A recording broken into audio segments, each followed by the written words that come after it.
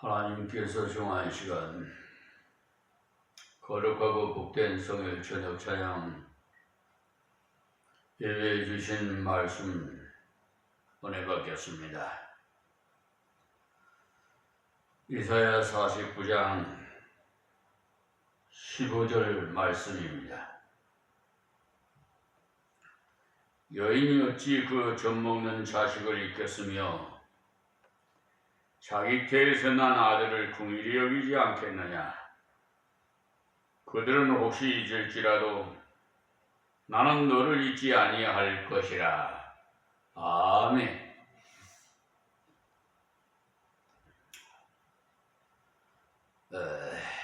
성경에서 하나님의 사랑을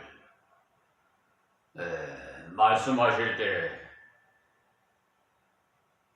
부모의 사랑을 비유해서 예를 많이 종종 들어요.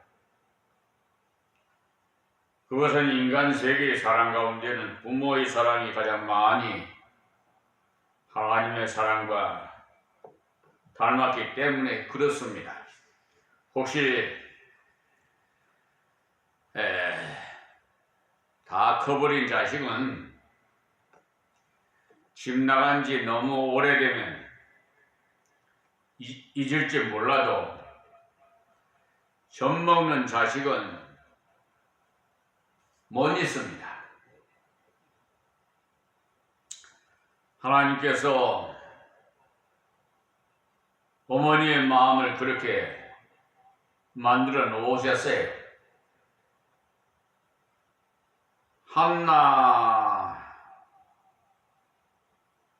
한나의 어머니도 사무엘의 어머니 한나도 사무엘을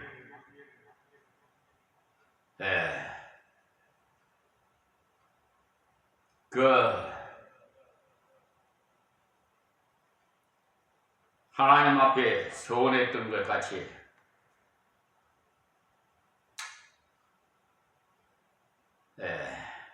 대제사장 앞에 그 어린 사무엘 서원한 대로 어릴 때 보낸 그 부모의 마음, 어머니의 마음은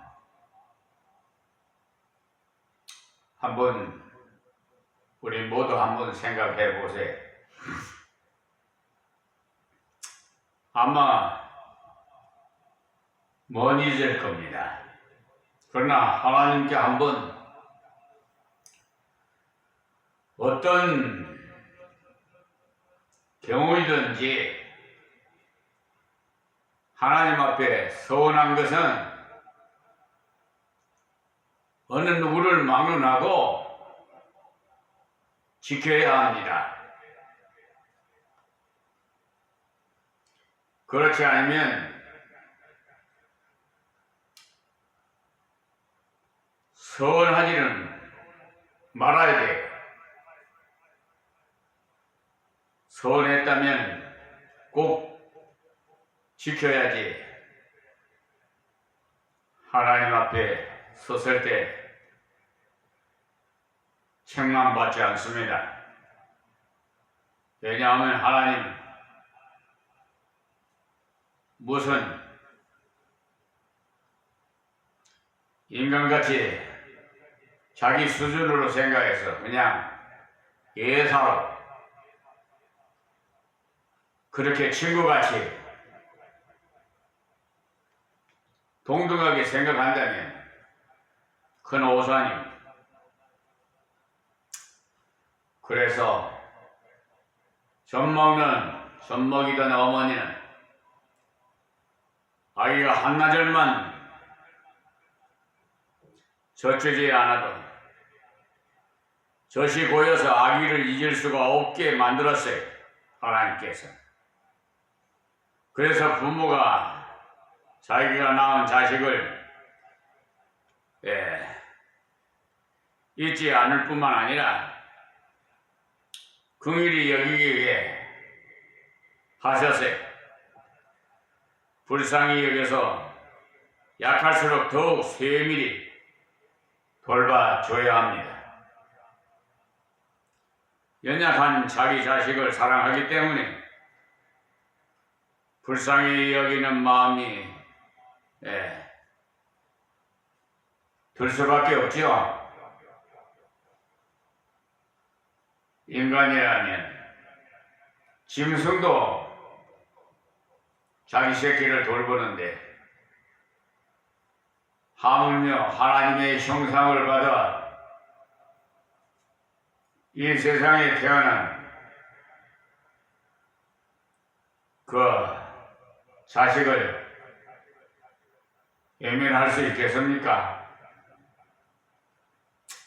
그러나 하나님의 사랑은 부모가 자식을 사랑하는 사랑보다는 더 강해요. 혹 부모는 자식을 잊는 일이 있어도 하나님은 결코 잊지 않으신다는 것입니다. 시편의 27편 10절에 보면 내 부모는 나를 버렸으나 여호와는 나를 영접하시리이다 이렇게 말씀하셨어요. 부모는 결국 자식과 헤어집니다. 죽을 때 누구라도 자식을 두고 가지요. 어쩔 수 없이 버리고 가요. 그러나 하나님은 영영토록 버리지 않죠. 하나님은 영영토록 계시기 때문에. 그러니까 하나님의 사랑은 모성애보다도 더 위대하다. 이것을 깊이 새기시기를 바랍니다. 구속의 사랑이 더 큰 거죠. 하나님께서는 한 번 구원하신 자기 백성은 결코 버리시지 않는다는 사실을 기억해 아무리 큰 어려움을 당해도 낙심치 않고 문제를 하나님께 가져감으로 넉넉히 이기는 능력을 얻게 됩니다. 저 역시도 어머니의 그 깊은 사랑과 기도가 이렇게 저는 생각지도 못했던 십자가를 따르게끔 하나님께서 은혜를 베풀어 주셨습니다. 하루는 어머니께 우리 권사님께 물어본 일이 있어요. 어머니, 저를 목사 되려고 기도한 일이 있습니까? 라고 물어봤어요. 그랬더니 우리 권사님께서는 목사님 그런 기도 안 했습니다. 그래요. 그런데 어떻게 해서 목사가 되었을까? 하나님 앞에 기도를 하니까 너희 어머니가 하나님을 경외하는 그 깊은 정성에 감탄했다는 것. 왜냐하면 신랑 되신 예수님, 우리 하나님을 위해서 저 경남 하동읍 교회에 사찰을 보셔서 예전에는 새벽 4시에 새벽 기도회를 가졌어요. 그때 당신은 총을 쳤습니다. 지금은 이웃에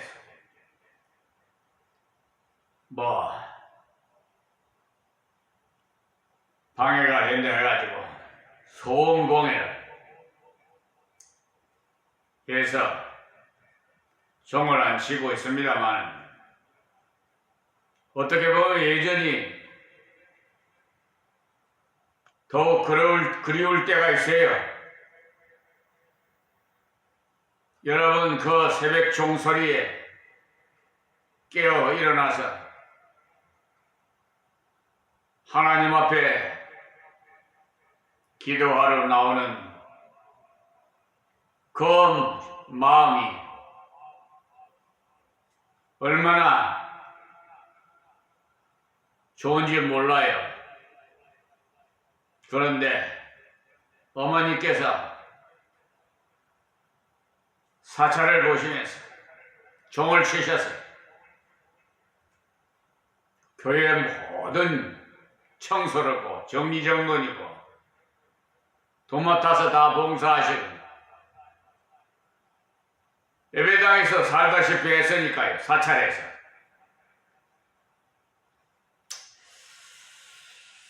(16절) 말씀입니다. 내가 너를 내 손바닥에 새겼고 너의 성벽이 항상 내 앞에 있나니 했습니다. 여러분 저의 그 유튜브 동영상을 보시면 우리 모친 어머니의 생전의 그 모습인 사진이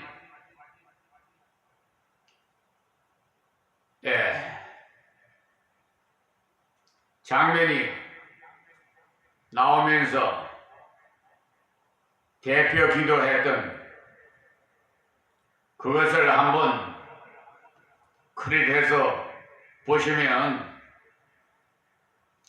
우리 어머니 되시는 권사님의 그 기도 소리를 여러분 들을 수가 있을 것입니다. 하나님의 손바닥에다가 구원받은 자가 백성을 새겼다고 하셨으니 어떤 경우라도 절대로 지어지지 않도록 하셨다는 말씀이죠. 구원받은 성도를 어떤 경우라도 하나님은 능력의 장중에 붙잡고 계십니다. 또 성도인 우리를 보호하는 성벽이 항상 하나님 앞에 있어서 하나님이 보시고 계신다는 것. 하나님께서는 이적을 통해서만 지키시는 것이 아니라 필요할 때는 사람을 통해서 지켜주십니다. 그리고 어떨 때는 성벽을 통해서도 지켜주시고요. 그러니까 인간을 통해서나 우리의 환경을 통해서 지키십니다. 그러니 여러분이 안락한 환경에 있을 때 하나님이 주신 안락임을 알아야 감사가 나옵니다. 하나님의 손바닥에 새겨졌으니 결코 지워지지 않고 하나님의 권능의 손길에서 결코 벗어나지 못합니다.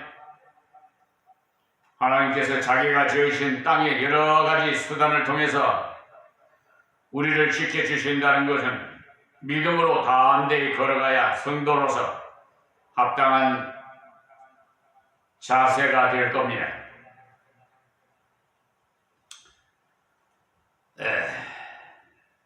그것이 아니라 것입니다.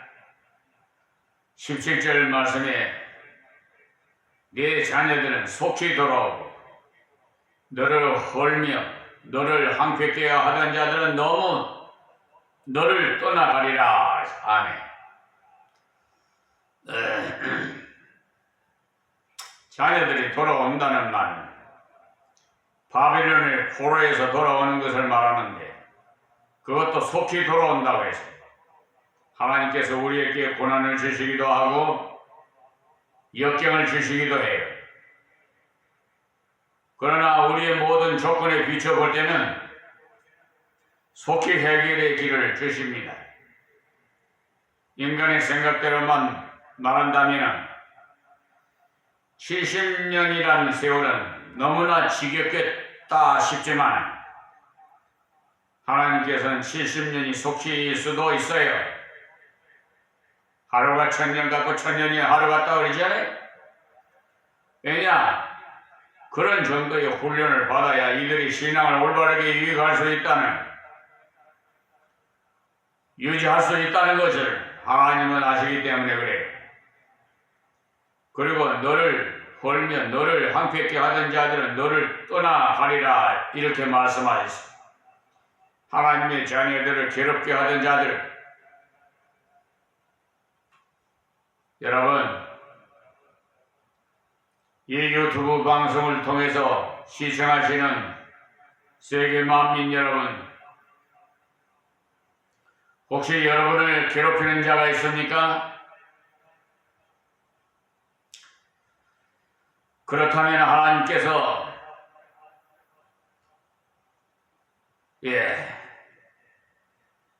모든 문제를 제거해 주십니다.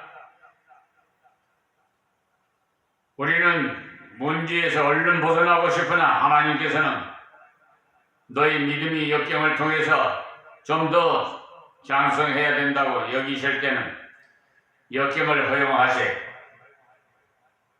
우리가 훈련받아 봉사할 수 있는 믿음이 갖춰졌을 때 문제되는 사람이든 문제되는 환경이든지 떠나가게 하세. 다음 28절 말씀입니다. 내 눈을 들어 사방을 보라. 그들이 다 모여 내게로 오느니라. 나 여호와가 이르노라. 내가 나의 삶으로 맹세하노니 네가 반드시 그 모든 무리로 장식을 삼아 몸에 차며 뛰기를 신부처럼 할 것이라. 아멘. 이스라엘이 돌아오되 사방에서 돌아온다고 했으니 어떤 장소에 갔느냐, 어떤 문제에 걸린 것이 문제가 아니라는 것을 말합니다. 이스라엘 나라가 돌아온 사람들로 인해 신부가 목걸이를 하듯이 반지를 끼듯이 자랑스럽게 된다는 것.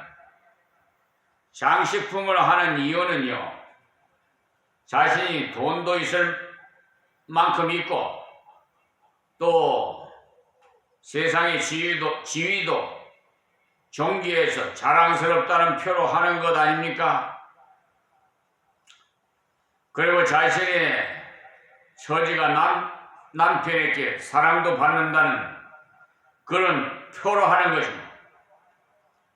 하나님께서 이스라엘을 이런 장소 저런 장소에서 다 돌려보내는 것을 볼 때 하나님께서 내가 너를 사랑한다는, 내가 너를 돌본다는 표시이니까 그것이 세상 앞에서 자랑거리라는 것.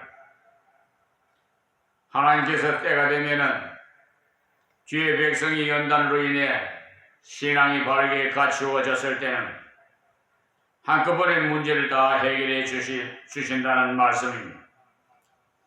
19절 말씀에 대저 네 황폐하고 적막한 곳들과 네 파멸을 당하였던 땅이 이제는 거민이 많음으로 좁게 될 것이며 너를 삼켰던 자들이 멀리 떠날 것이니라. 아멘. 돌아온 이스라엘 백성들 형편이 회복하는 정도가 아니라 번성케 하시는 그런 보장의 말씀입니다. 하나님은 우리를 사랑하신다는 증표로 잊지 않으시고 지켜주시고 또 문제를 해결해 주시고 발전시켜 번성케 해 주신다는 거예요. 어떤 사람들은 문제가 있을 때는 기도하고 매달리다가 문제가 해결되니까 신앙생활이 좀 힘들어해지는 경우가 있어요. 신앙생활이 그렇게 되면 안 돼. 그럴수록 더욱 충성해야죠. 그 때문에 교회는 계속 주를 위한 선한 일을 개발해야 해요. 좋은 일, 가치 있는 일을 만들어가면서 해야 합니다.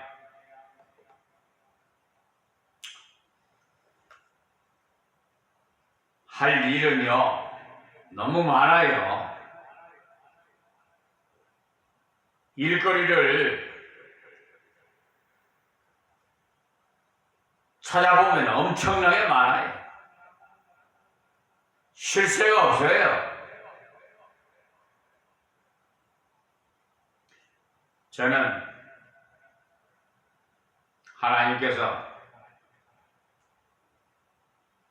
하신 말씀 중에 일하기 싫거든 먹지도 말라고 하신 말씀이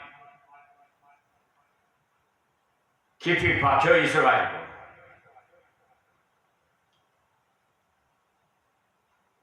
하나님 일이 무엇입니까? 꼭 목사가 목회만 하는 것이 하나님의 일로 생각하시면은 좀 생각해 볼 문제입니다. 모든 일이 가사 일을 돌보든지 청소를 하든지 꼭 전도만 해야 하나님의 일이고 설교만 하고 예배 인도만 해야 하나님의 일인 줄 생각하시는데 그거는 오산이에요. 그래서 우리 사랑하는 성도들 다 갖가지 모든 천청만청 지구에는 기천이 없어요. 미화원을 하더라도 하나님을 위해서 일하면 그런 자부심을 가지고 믿음으로 일하시는 하늘의 상급을 받을 수가 있습니다. 20절 말씀에 고난 중에 낳은 자녀가 후일에 네 귀에 말하기를 이곳이 우리에게 좁으니 넓혀서 우리로 거처하게 하라 하리라 하리니 그랬어요. 그러니까 고난을 통해서 얻은 그 은혜가 좁으니까 높여서 우리로 거처하게 하라 하리니 고난을 통해서 얻은 그 은혜가 풍성해서 이토록 놀랍다는 것. 사방에서 돌아온 이스라엘 백성들이 많아서 터가 좁아서 있는 곳을 높이자고 한다는 것은 아주 적극적인 생각을 하게 된다는 것. 좁지만은 어떻겠나 이대로 적당히 살지 하면서 체념하는 자세가 아니라 넓혀서 역사해 나가자고 하였으니 희망적인 모습이지요. 여러분이 사는 가정집도 협소하면은 좀 높여서 지경을 높여서 생활하면 훨씬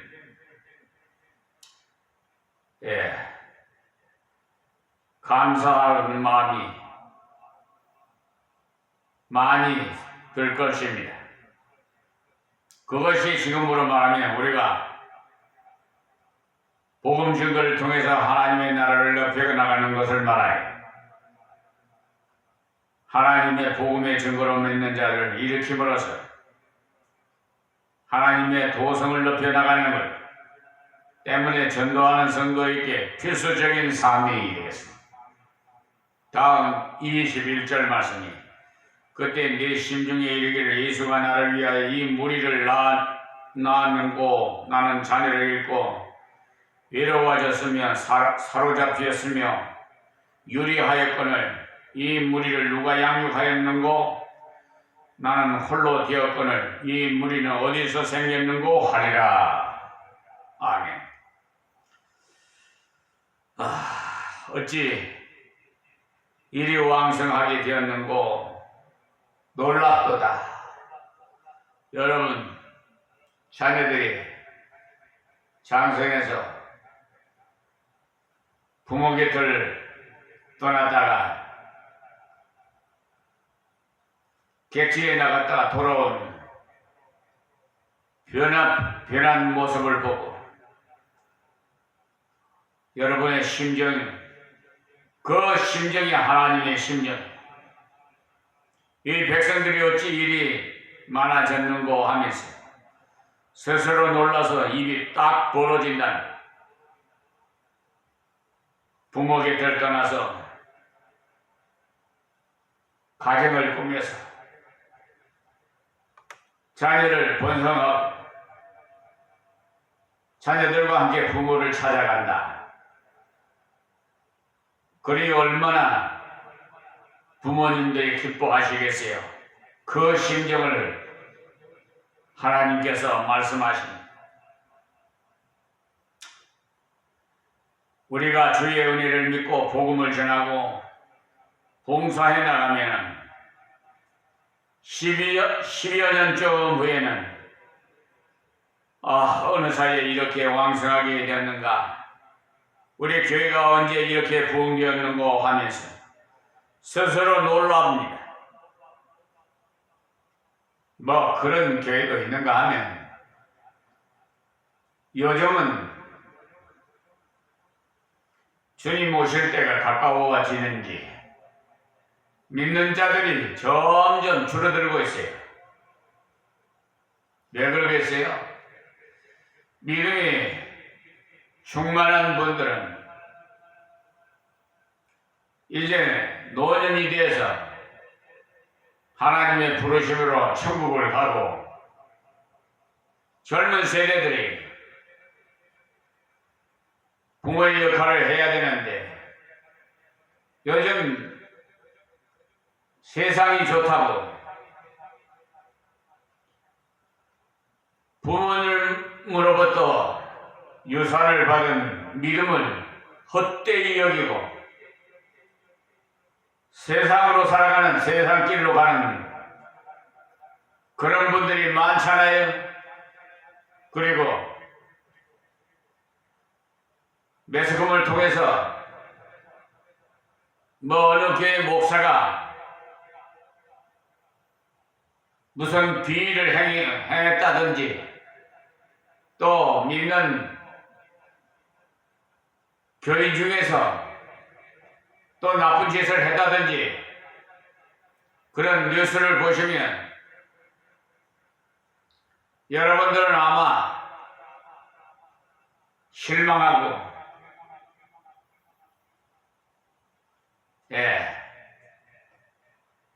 내가 왜 저런 데를 나가야 되느냐 이렇게 생각해 보신 분도 있을 거예요. 그래서 아예 그냥 세상적으로 살아가는 자들이 있다 이 말이에요. 점점 추세가 믿는 자들을 떨어져 나가고 있어요. 요즘 아이들도 놓질 않죠? 잘 놓질 않아요. 나도 한둘 명 놓고. 이것은 하나님을 대적하는 거나 다름없어요. 하나님께 복은 번성하라고 그랬어요. 그런데 무슨 이유로, 경제적인 이유로 성격 탓으로 별론을 다 냅니다만 하나님 앞에는 그런 것이 통하지 않아요.